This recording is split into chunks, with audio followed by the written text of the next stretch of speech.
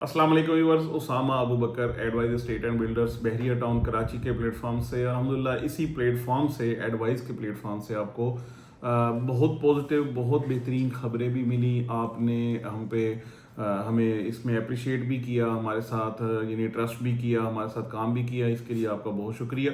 और आज की जो वीडियो बना रहा हूँ ये भी ओवरऑल जो मार्केट का एनालिसिस है वो आपके आगे रखने लगा हूँ कि इस वक्त मार्केट के अंदर माशाल्लाह से काफ़ी तेज़ी है। अब तेज़ी कहाँ कहाँ पे है, कैसे है, कितनी हुई है, आगे क्या होने जा रहा है, या जो नज़र आ रहा है हमारा एनालिसिस क्या कहते हैं और हमें क्या करना चाहिए, ये कुछ सवाल हैं ऐसे जो कि जितने भी मेरे अब व्यूअर्स हैं या क्लाइंट्स हैं जिनकी कॉल्स आती हैं उनकी सिर्फ यही बात होती है कि हमें अब क्या करना चाहिए और तेज़ी कितनी आई है, कहाँ पे आई है। सबसे पहले जो वही वाली बात है, मैं हमेशा कहता हूँ एक पिरामिड है। सबसे जो बेस लाइन है वो 125 गज के प्लॉट्स हैं और वो सबसे इकोनॉमिकल चीज़ यानी बहरिया के अंदर अगर है तो वही वाली, और उसी में सबसे पहले तेज़ी भी आती है।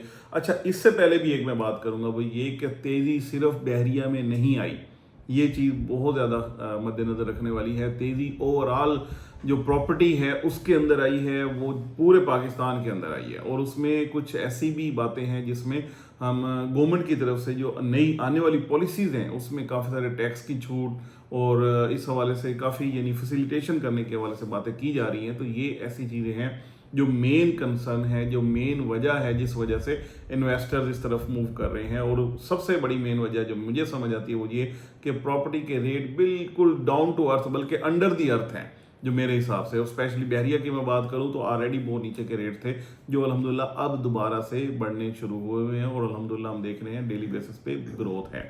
अच्छा, ये चीज़ें सारी बतानी बहुत ज़रूरी थी ताकि आपको मेन चीज़ का आइडिया हो कि क्यों चीज़ें बढ़ रही हैं मार्केट में, क्यों ग्रोथ हो रही है। फिर दोबारा अपने टॉपिक पे आते हैं कि 125 गज के जो प्लॉट्स हैं उनमें बेहतरी आई, वो 10B में भी बेहतरी आई। तकरीबन 5 से 10 लाख रुपए की बेहतरी आ चुकी है। पहले यहाँ पे 30 लाख रुपए का प्लॉट मिल रहा था, आज 35 से 40 लाख रुपए का रेट हो गया 10B 11B में। इसी तरीके से अली ब्लॉक 45 पे आया हुआ था, आज 55 पे है। इसी तरीके से प्रिसन 15 जो कि 33-34 लाख रुपए पे चल रहा था, आज तकरीबन कोई 38-40 यहाँ तक आया हुआ है। इससे भी कुछ ऊपर की आवाज़ें सुनाई दे रही हैं, शायद जब तक आपके पास ये वीडियो पहुंचे हो सकता है मजीद कुछ बेहतरी आ गई हो। तो ये वाली ओवरऑल बातें हैं। प्रीसन 27, प्रीसन 23, 24, 25 यहाँ पे काम काफ़ी डाउन था और इतना ज़्यादा अभी भी नहीं चला, यानी यहाँ पे कोई ख़ास क्यूरियस ज़्यादा तेज़ी नहीं है। तेज़ी जो है वो अभी भी बिफोर अली फ्लाईओवर है। ये हमने अपनी काफ़ी सारी पहले भी जो वीडियोस आपको दी हैं उसमें बताया, जो तेज़ी है वो बिफोर अली फ्लाईओवर है। उसके बाद भी आ रही है लेकिन उसमें ग्रोथ या उसमें जो डेवलपमेंट या एप्रिसिएशन कम है। जो पहले वाला एरिया है इसमें ज़्यादा अच्छी है। अब इसमें साथ साथ मैं बात करता चलूँ 250 गज की, तो 250 गज का भी नंबर लगा हुआ है। चाहे प्रीसेंट 1 की बात करूँ, प्रीसेंट 8 तो बहुत टाइम से हॉट फेवरेट चल रहा है और उसमें रेट भी बढ़े हुए हैं और चीज़ें मिलती नहीं हैं। प्रीसेंट 8 बहुत ज़बरदस्त प्रीसेंट है और प्रीसेंट 6 में ये जो प्रीसेंट है, अब तो प्रीसेंट 16 जो कि हमेशा से निगलेक्ट होता आया है, आज अल्हम्दुलिल्लाह उसकी भी बात करें तो वहाँ पे भी अच्छी ट्रेड स्टार्ट हुई हुई है और हमारे अपने ऑफिस की तरफ से काफ़ी सारी उसमें ट्रांजैक्शंस भी हुई हैं। तो ये ओवरऑल एनालिसिस है कि कहाँ कहाँ पे तेज़ी आई। अभी 500 गज वाले भी बहुत रेयर हो गए प्लॉट्स, आपको उसका सेलर बहुत कम नज़र आता है। और 1000 वाले तो पहले ही ये चीज़ों को होल्ड करके बैठे होते हैं। 1000 गज वाले वहाँ पे वैसे भी सुकून प्रोग्राम है। अब बात कर लेते हैं कि चीज़ें बेचनी चाहिए या रुकना चाहिए। हाँ, ये चीज़ बहुत अहम है। मैं हमेशा अपने क्लाइंट्स को कहता हूँ हमेशा डिसीजन आपका है, हमारा एनालिसिस हम आप तक ज़रूर लेके आते हैं। एनालिसिस ये है कि जब आपको एक जैसे फॉर एग्जांपल 30-32 लाख रुपए वाली चीज़ 40 लाख की हुई है तो उसको सेल कर देना चाहिए, अगली चीज़ में शिफ्ट हो जाए, कुछ बेहतरी में चले जाएँ। फॉर एग्जांपल आपकी कोई भी ऐसी चीज़ है जो कम यानी छोटे एरिया की है 125 गज की, तो उसको 250 गज वाले एरिया में ले जाए।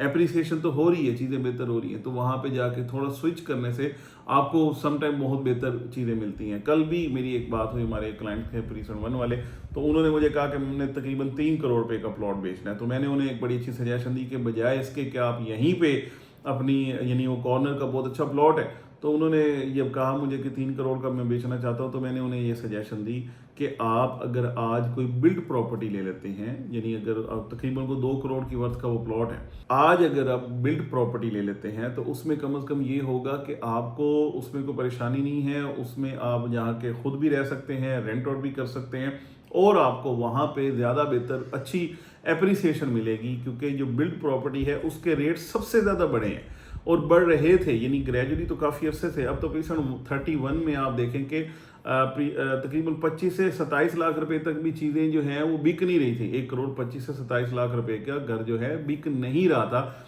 आज 140 में 145 में चीज़ें मिल नहीं रही। तो ये कितना बड़ा ह्यूज डिफरेंस है, तकरीबन 20 से 25 लाख रुपए तक का जंप आ चुका हुआ है।